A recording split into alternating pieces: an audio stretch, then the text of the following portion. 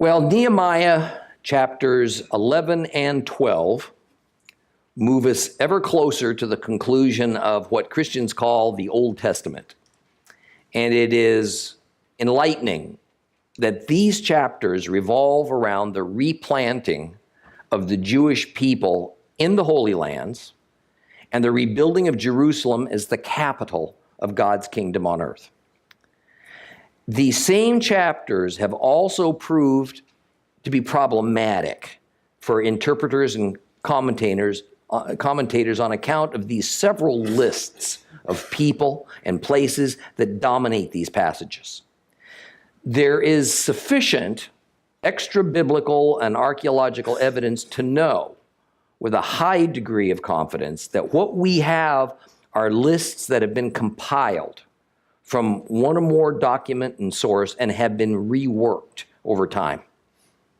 And there are some obvious scribal errors whereby some names are misspelled, some names are accidentally repeated, and others are missing. Therefore, this is a good time to remind you that our modern era literary rules and purposes and styles do not reflect the ancient literary rules and purposes and styles. To read the Bible and to criticize it based on modern Western literary protocols is arrogant, if not foolishness. Rather, the goal needs to be to recover, to understand as best we can the mindset and the worldview of those who wrote the Bible within their era, their culture, and through that try to ascertain what's being communicated.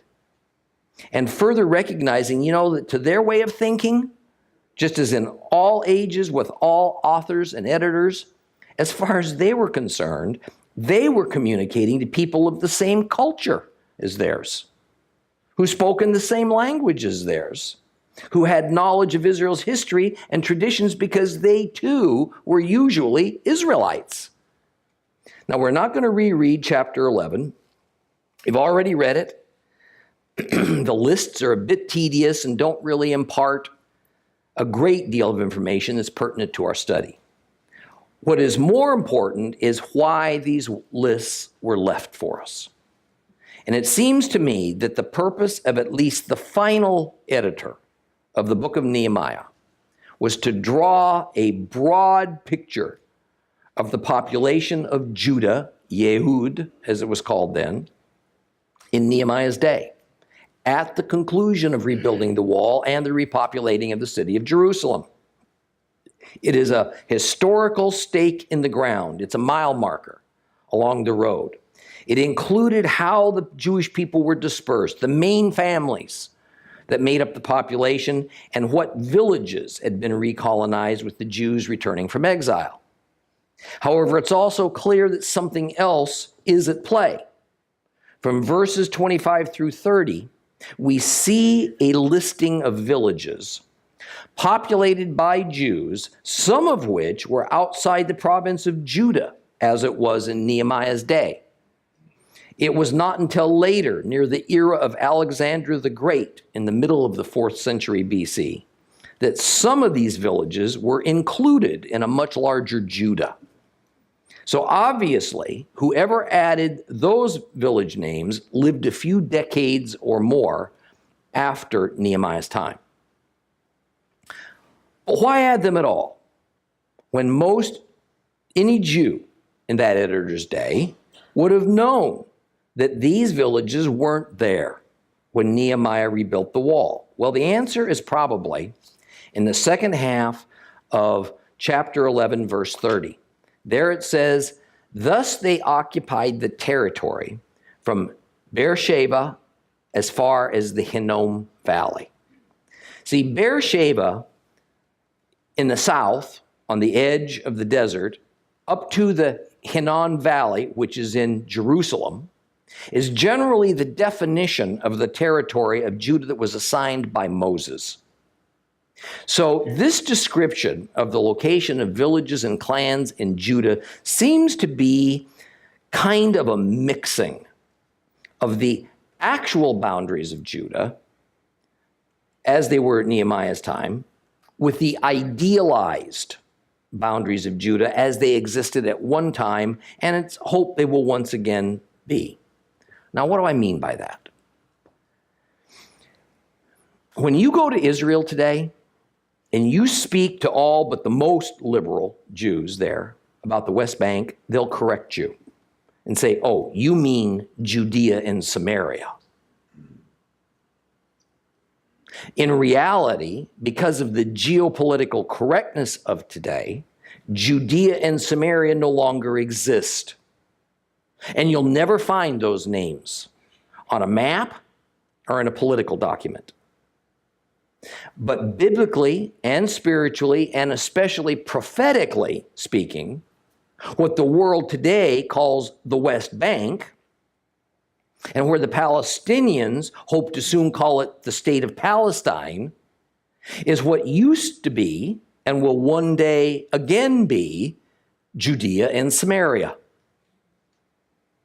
Land that's part of the promised land, God's kingdom on earth.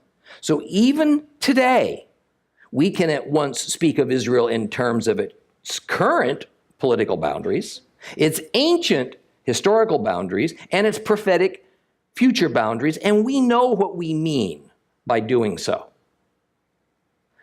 I'm convinced that this is what the final editor of Nehemiah, in the form we have it in our Bibles, is doing. So for him, there's no confusion, there's no error, and he's anything but a bad historian. He is merely making a point that is more theological than geographical or demographical. See, this sort of thought process of looking forward towards the ideal while including the historical and the present is spoken of in other parts of the Bible as well. In Nehemiah 11, we read about the editor's faith and trust that even though the conditions as they existed under Nehemiah's rule didn't reveal Israel's former glory, as the returning Jews had hoped it would, it was that God was not through with Israel, or had his plan for the people in the land even reached its conclusion. The former glory would be reestablished, just not yet. And sometimes, because especially in Nehemiah, we can get so bogged down in historical details and records keeping, it's good to pause and to jump into our hot air balloons and gain enough altitude to see this panoramic landscape, horizon to horizon, as God has prepared it. The writer of the New Testament book of Hebrews explains this precise mindset to us in as beautiful an expose on the subject as there is in the Holy Scriptures. So to regain our perspective, I'd like for you to turn to the book of Hebrews in chapter 11. Book of Hebrews, chapter 11. We're going to read it all. If you have a complete Jewish Bible, it is page 1505. 1505. The book of Hebrews, chapter 11. What we have here is really the context for understanding what's going on at this part of Nehemiah. Trusting is being confident of what we hope for. Convinced about things we do not see. It was for this that Scripture attested the merit of the people of old. By trusting, we understand that the universe was created through a spoken word of God, so that what is seen did not come into being out of existing phenomena. By trusting, Abel, offered a greater sacrifice than Cain. And because of this, he was attested as righteous, with God giving him this testimony on the ground of his gifts. Through having trusted, he still continues to speak even though he's dead. By trusting, Hanok was taken away from this life without seeing death. He was not to be found because God took him away. For he has been attested as having been, prior to being taken away, well-pleasing to God. And without trusting, it's impossible to be well-pleasing to God, because whoever approaches him must trust that he does exist and that he becomes a rewarder to those who seek him out. By trusting, Noah, after receiving divine warning about things as yet unseen, was filled with holy fear, and he built an ark to save his household. Through this trusting, he put the world under condemnation, and he received the righteousness that comes from trusting. By trusting, Abraham obeyed. After being called to go out to a place which God would give him as a possession, indeed, he went out without knowing where he was going. By trusting, he lived as a temporary resident in the land of promise, as if it were not his, staying in tents with Isaac and Jacob, who were to receive what was promised along with him, for he was looking forward to the city with permanent foundations, of which the architect and the builder is God. By trusting, he received potency to father a child, even when he was past the age for it, as was Sarah herself, because he regarded the one who had made the promise as trustworthy. Therefore, this one man, who was virtually dead, fathered descendants as numerous as the stars in the sky, as countless as the grains of sand on the seashore. All these people kept on trusting until they died without receiving what had been promised. They had only seen it, welcomed it from a distance, while acknowledging that they were aliens and temporary residents on the earth. For people who speak this way, make it clear that they are looking for a fatherland. Now, if they were to keep recalling the one they left, they would have an opportunity to return. But as it is, they aspire to a better fatherland, a heavenly one. This is why God is not ashamed to be called their God, for he's prepared for them a city. By trusting, Abraham, when he was put to the test, offered up Isaac as a sacrifice. Yes, he offered up his only son, who had received the promises, to whom it had been said, what is called your seed will be in Yitzhak. For he had concluded that God could even raise people from the dead, and figuratively speaking, he did so receive him. By trusting, Yitzhak, Isaac, and his blessing over Yaakov and Esav, Jacob and Esau, made reference to events yet to come.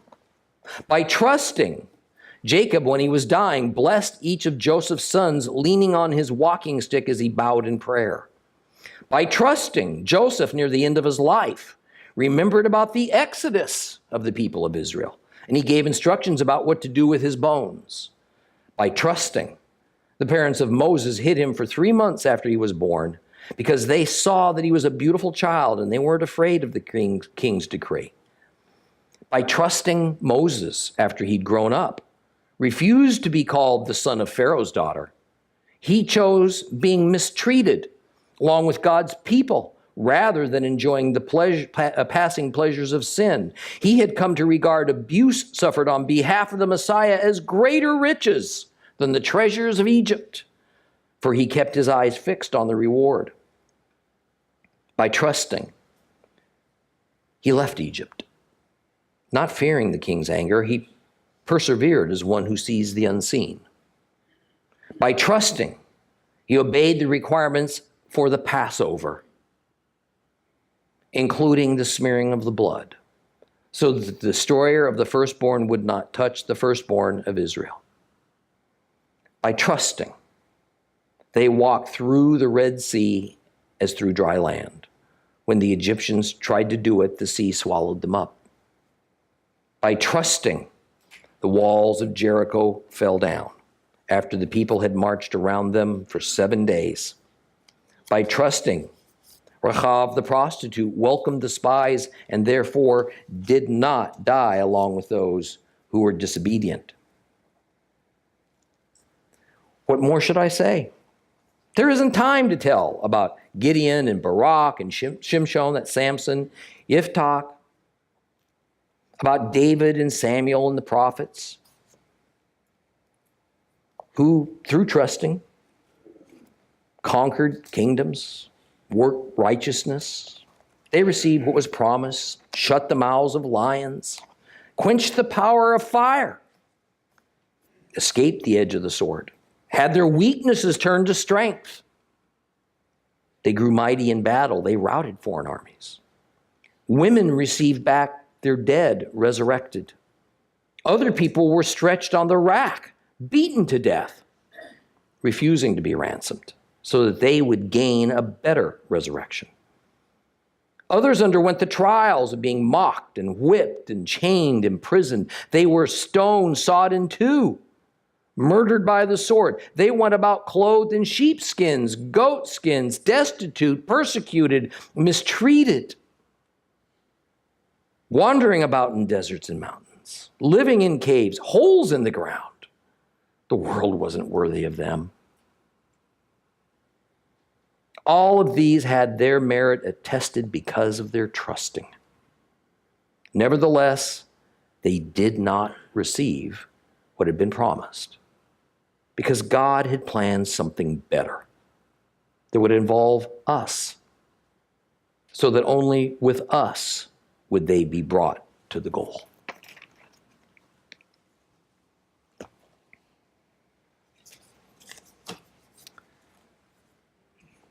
Here we are reminded that the greatest Bible heroes struggled, and they eventually died, never having seen the full realization promised by God, and yet firmly believing it, trusting the Lord enough that they took actions that the rest of the world and many of their own brethren often found illogical, if not ludicrous.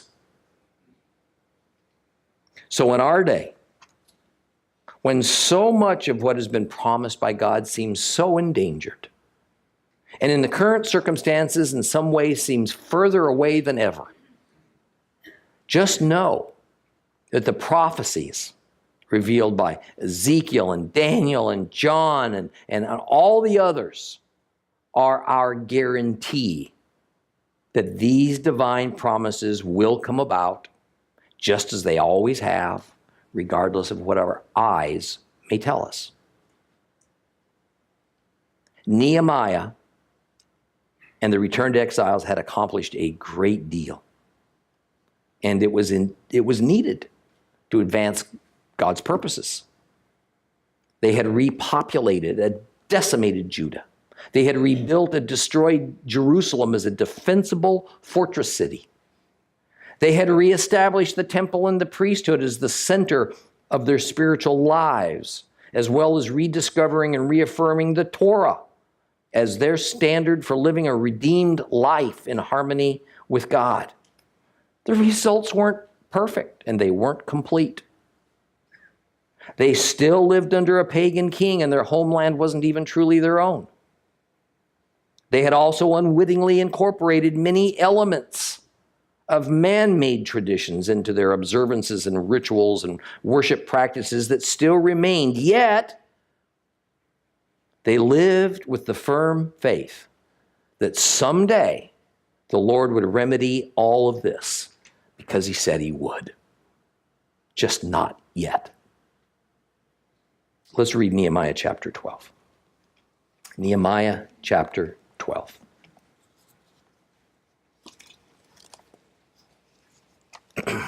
If you have a complete Jewish Bible, it is page 1147.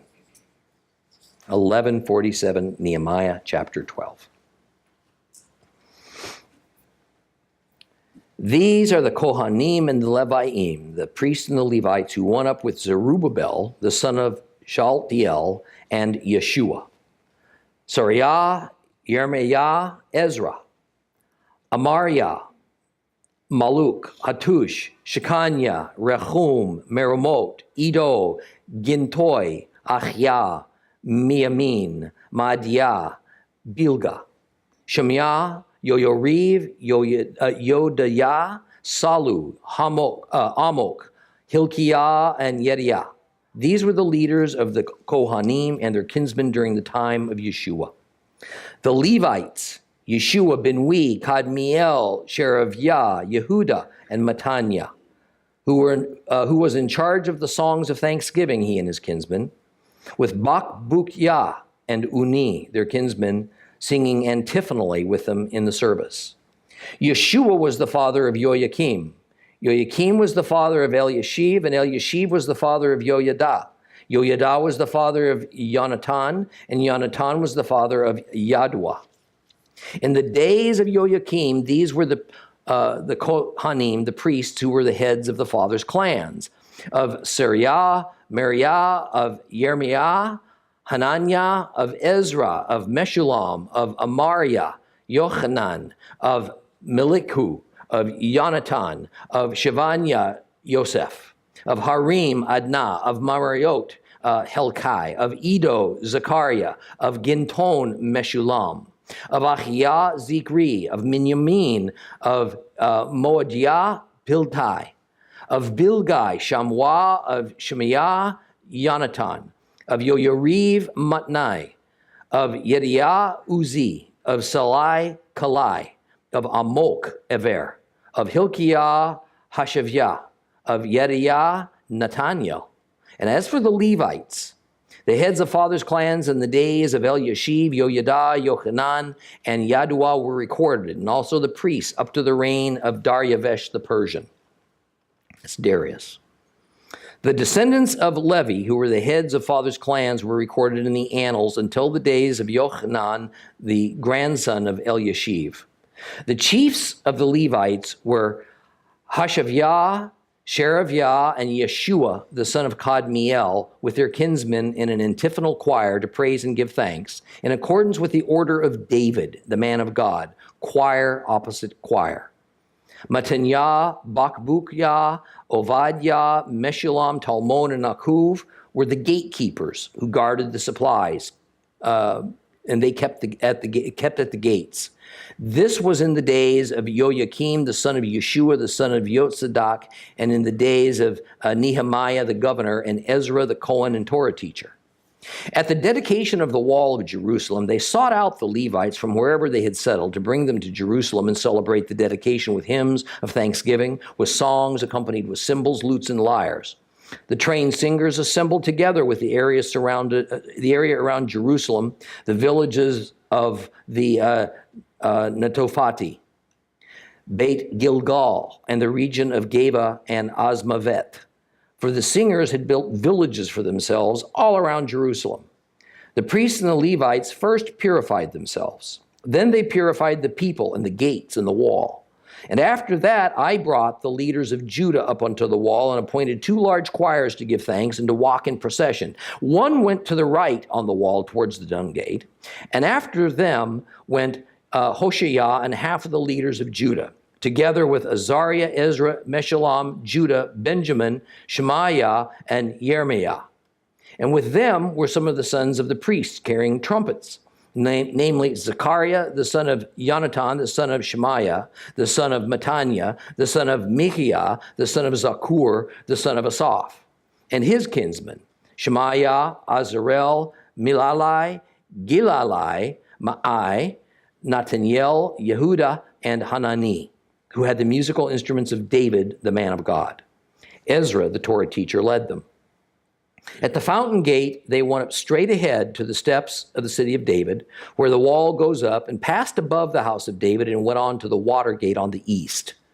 The other thanksgiving choir, consisting of half the people, walked on the wall to meet them, with myself following.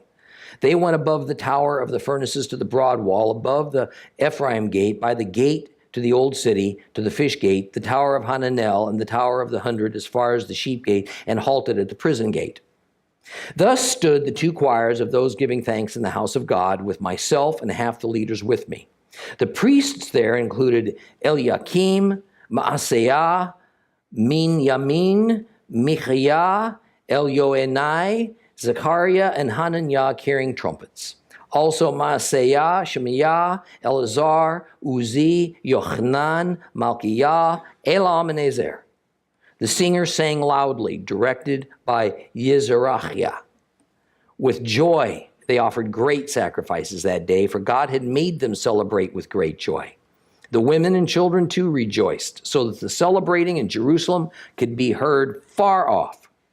At that time, men were appointed to be in charge of the storerooms for supplies, contributions, first fruits, and tenths, and to gather into them from the fields belonging to the cities the portions prescribed by the Torah for the priests and the Levites. For Judah rejoiced over the priests and the Levites who took their position, carrying out the duties of their God and the duties of purification, as also did the singers and gatekeepers, in accordance with the order of David and of Shlomo, Solomon, his son. For back in the days of David and Asaph, there had been leaders for those singing the songs of praise and thanksgiving to God. So in the days of Zerubbabel and in the days of Nehemiah, all Israel gave portions to the singers and gatekeepers as required daily. They set aside a portion for the Levites, who in turn set aside a portion for the descendants of Aaron. This chapter is divided into two parts. Verses 1 through 25 that are lists of priests and Levites, and then from verse 26 to the end that deals with the dedication of the walls of Jerusalem. And like chapter 11, there are lots of issues with these lists. And without doubt, these lists have been edited over time, and scribal errors have been introduced, and some ordering changed to make a point that the most recent editor sought to make. Now, trying to ascertain his point, that's the challenge. And I must say there is no consensus to what that might be. Now, we're going to have to get a little technical here, but first I want to summarize these lists before we look at just a few details about them. The lists break down like this. Verses 1 through 9 are a list of priests and Levites that returned to Judah with Zerubbabel in 538 BC. Verses 10 and 11 are a list of high priests that begins about 538 BC, and then it continues to sometime after 400 BC. Verses 12 through 21 are a list of common priests in the time of the high priest Joachim, who held that office sometime during the time of Nehemiah and Ezra. And then verses 22 through 26 are a list of common Levites during the time of Ezra and Nehemiah and for some years following them. Now, even though it might seem otherwise, these lists are less about individual names of people and more about the names of families and clans. See, because priests and Levites were positions that were inherited. If you weren't a Levite from the tribe of Levi, you couldn't be appointed to a Levite position. If you weren't from a certain clan of Levites, you couldn't be appointed as a priest. And what exact role you played in temple operations, singer, gatekeeper, musician, song leader, junior priest, senior priest, so on, this all depended on which specific clan of Levites you belonged to. Now, this can be especially hard for modern Westerners to follow because we all have first and last names. And we use our last names to help us follow our heritage. Our first names are then used to identify us more specifically. That is not how it was among the Hebrews in the biblical days. Names generally consisted of a single name. There was no first and last name. Sometimes to help a little bit, a name would be followed by the son of so-and-so to better identify an individual to a clan or a family. But even then, the term son, ben, can mean a son or a grandson. And in a few cases, it can simply identify someone just generally to a family, and it has nothing to do with actual parents or grandparents. And of course, names aren't exclusive. There can be many Jonathans or Yeshuas or Josephs. And sometimes they are indicative of the founding family of the clan or the tribe, and sometimes they belong to another clan or tribe, and the name has no family significance. That is part of the reason for so much disagreement in modern scholarship over biblical lists of names. But understand that precision was never the goal of the ancient writers. there was usually some theological principle or a right or a privilege that belonged to members of a certain family that was being demonstrated. A good example of that is Christ's genealogy that we find in the New Testament Gospels. There are obviously skipped generations, but the goal is not precision, to fully recount every single generation of Yeshua's ancestors, but rather it is to connect him back to the royal line of David, however we managed to get there, and then, of course, to Abraham, the father of the Hebrews. That's the goal. So here in Nehemiah 12, we have to jump back aboard our hot air balloons, get back to our panoramic view, and then go back in time. And remember that almost 2 centuries earlier, the priesthood and temple operations had come to an end because Nebuchadnezzar's armies had destroyed the temple. So the priests and the Levites were out of a job, and they would be for 3/4 of a century. The Jews were hauled off to Babylon, and there they found themselves in a serious cultural and spiritual dilemma. Without the temple and the priesthood, they couldn't purify themselves from defilement. They couldn't atone for their sins. They couldn't observe the required biblical festivals. They couldn't properly observe Shabbat. They couldn't eat strictly biblically kosher. They didn't have the priests and the Levites to teach them the Torah, and most laws couldn't be followed in their current circumstances, even had they wanted to follow them. See, the result of their situation was the invention of a number of man-made customs and traditions that hoped to cope with the problem in some alternative fashion. Then when Persia conquered Babylon and the Jews were emancipated, they found freedom of movement and they spread out all over the Persian Empire. They willingly adopted many Persian ways and they began to forget their former Jewish ways. And there was a substantial amount of intermarriage between Jews and various peoples of the Persian Empire. Even the priests and the Levites participated in this interbreeding. The result was that many priests and Levites had their Hebrew heritages greatly diluted with Gentile blood, and some of them even lost track of their family records that provided the needed proof of their privileged identity as priests and Levites. Why? Because such an identity wasn't seen as valuable any longer. Because being a priest or a Levite offered no use or real benefit to them as long as they were in exile or even living freely in a foreign land. It is clear that the lists of Nehemiah chapter 11 were taken mostly from the lists of Ezra chapter 2. And the list of Ezra chapter 2 deals with the initial wave of Jewish returnees from Babylon to Judah. Ezra chapter 2, in addition to listing the priests and the Levites that were able to establish their legitimacy, also tells us this, starting in verse 59. The following went up from Tel Melach, Tel Harsha, Keruv, Adon, and Immer, but they could not state which father's clan they or their children belonged to, so it was not clear whether they were from Israel. Descendants of Deliah, descendants of Toviah, descendants of Nakoda, 652 of the descendants of the Kohanim. Descendants of Havayah, descendants of Hakots, and descendants of Barzillai, who took a wife from the daughters of Barzillai the Gileadi, and it was named after them. These tried to locate their genealogical records, but they weren't found. Therefore, they were considered defiled.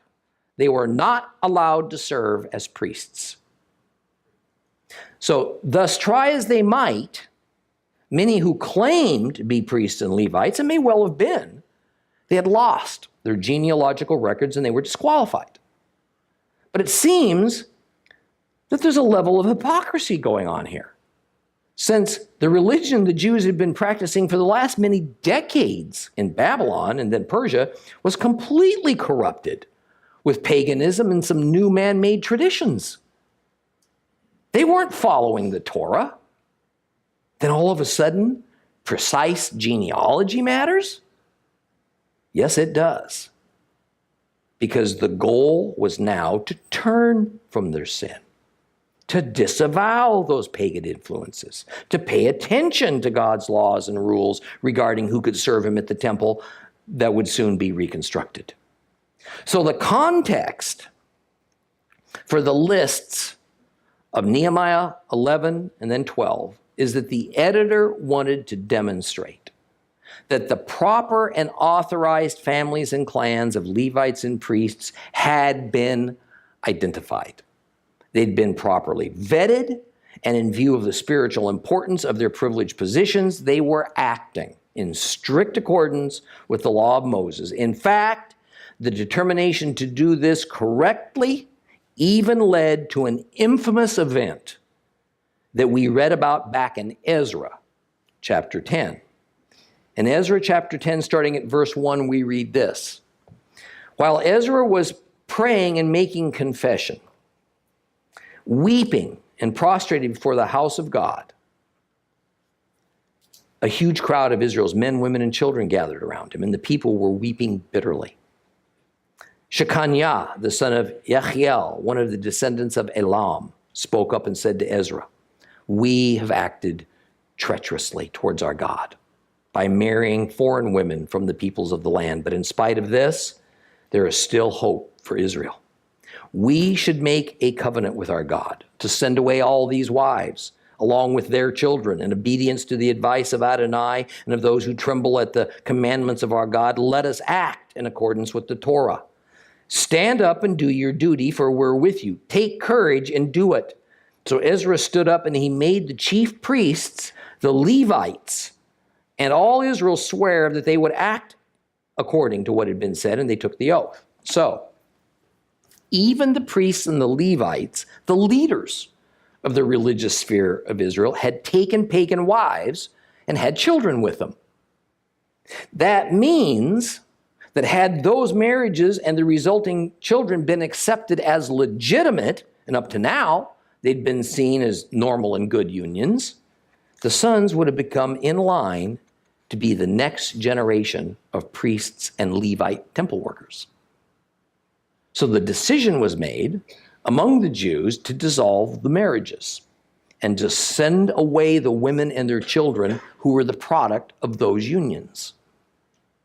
Again, this was largely to assure that the continuing line of priests and Levites that by God's commandment had to come from the various clans of the tribe of Levi were pure-blooded enough to legitimately serve in the temple.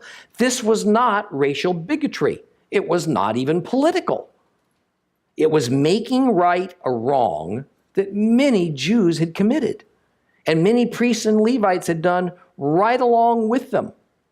The result was horrific, it was painful, and it was patently unfair to those women and those children especially. But this wasn't God's fault. It's what you find at the end of a long road of sin, pain and calamity. And if one wants to begin to undo all the wrongs committed before God, there will be suffering and often collateral damage to generally innocent parties. That is the high price of sin and then sincere repentance. So since Nehemiah 12 is bringing us now near to the end of the book of Nehemiah and the record of the restoration of the Jewish people to Judah, the editor is going to great lengths to show that the Jewish people had committed themselves to endure the pain and suffering, the consequence of their sins, understanding there was no other path to true repentance without it. God was not harming them. The harm was self-inflicted. But now they were finally emerging to the other side. Finally, the suffering and the disruption of big changes in their behavior and in their lifestyle was paying off. And that is what we see next with the dedication ceremony that takes place atop the newly constructed wall surrounding and protecting the holy city of Jerusalem. Verse 26 concludes this section of the lists with this most important remark. This was in the days of Joachim, the son of Yeshua, the son of Yotzadak, and in the days of Nehemiah the governor and of Ezra the priest and Torah teacher. So all through the time that we've read so far from Nehemiah chapters 1 through 12, Nehemiah and Ezra were contemporaries, each for fulfilling their own God-given roles.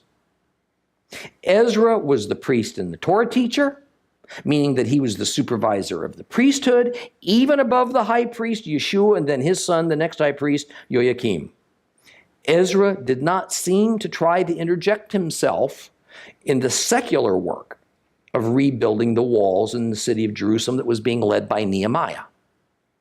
And there is no evidence that Nehemiah, even as the supreme governor of the province of Judah, attempted to interfere in any way with Ezra and the temple operations.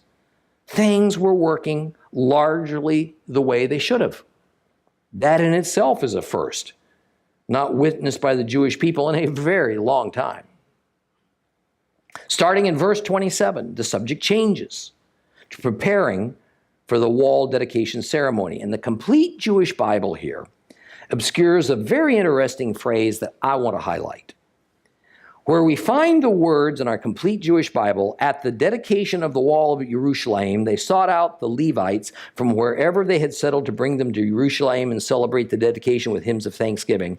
The last few words that says, celebrate the dedication with hymns, I want you to listen to these words in Hebrew, is Hanukkah ve Simcha.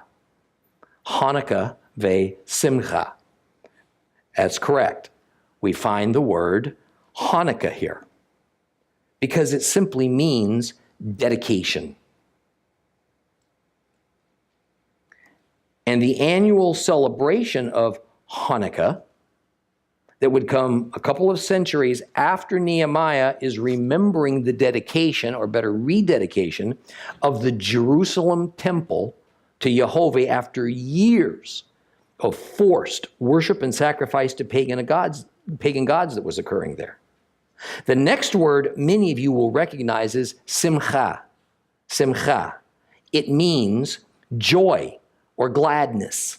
And we know this term best when we speak of Simcha Torah, or the joyful celebration that immediately follows the end of the yearly reading cycle through the 5 books of Moses, the Torah. So verse 27 ought to read, at the dedication of the wall of Jerusalem, they sought out the Levites from wherever they had settled to bring them to Jerusalem and celebrate the dedication with joy. And we find that in these final verses of chapter 12, the theme is unadulterated joy.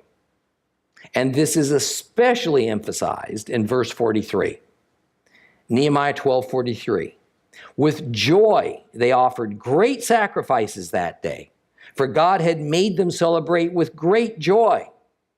The women and the children too rejoiced, so that the celebrating in Jerusalem could be heard far off. So the first part of the preparation for the wall dedication was to go out and gather the Levites from where they lived on the outskirts of Jerusalem in order that they participate. The Levites and priests typically operated in courses. That is, they were divided into groups, and each group, of course, had an opportunity to serve at the temple in a set rotation. Now, obviously, only the course that was serving at the time of the dedication ceremony would have normally been in Jerusalem. So it was necessary to go and tell all Levites that they were to attend and to participate. Verse 28 makes it clear that some Levites, especially the singers, had moved a bit further away from Jerusalem and they had become farmers. This is not an indication of anything wrong. They were expected to be productive in other ways since they only occasionally served at the temple. The location of these areas of Nethophati, Beit Hagigal, Geba, Azmeth aren't entirely certain.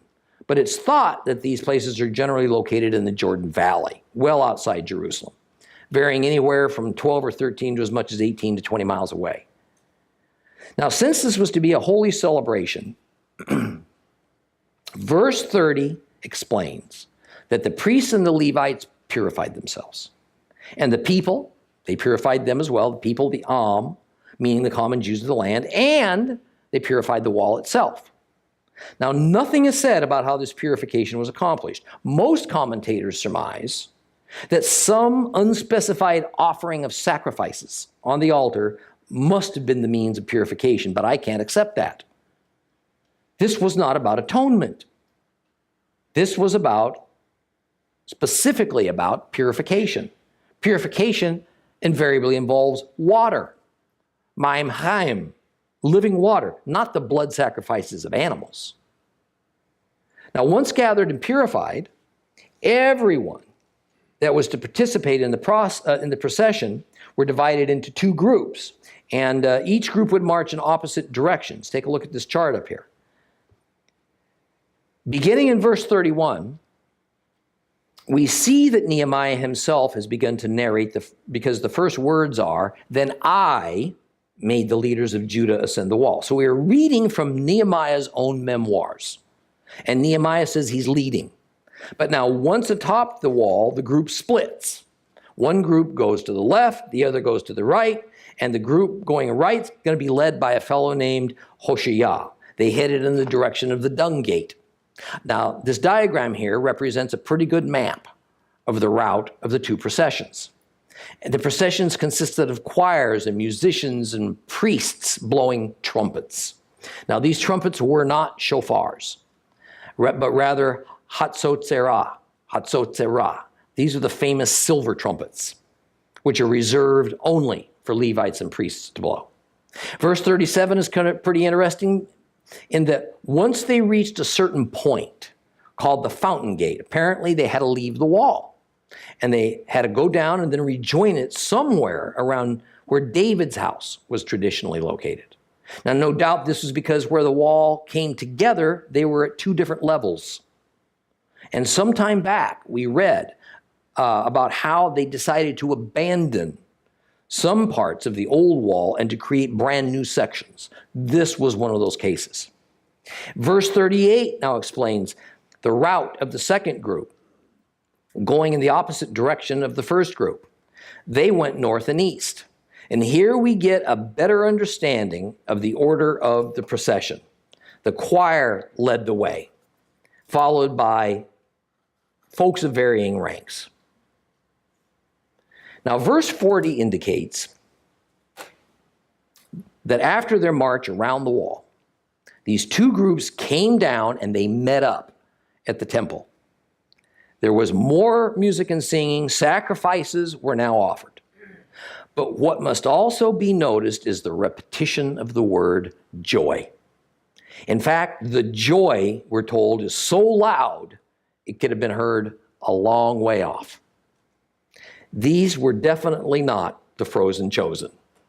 They were loud, they were passionate about their praise and their worship, and I like that. I want to close our lesson today with this. There are times to be solemn and sober in our worship. And there are times to unashamedly cut loose with exuberance. The final consummation of years of hard work and great hardships to accomplish it had been reached. Jerusalem was now protected by a wall. The destroyed city had regained life. The people proved that as a congregation and with godly leadership, they could perform whatever task the Lord led them into, no matter how daunting it may have seemed in its early stages. We'll conclude chapter 12 next time, and we'll enter the final chapter of Nehemiah. Please rise.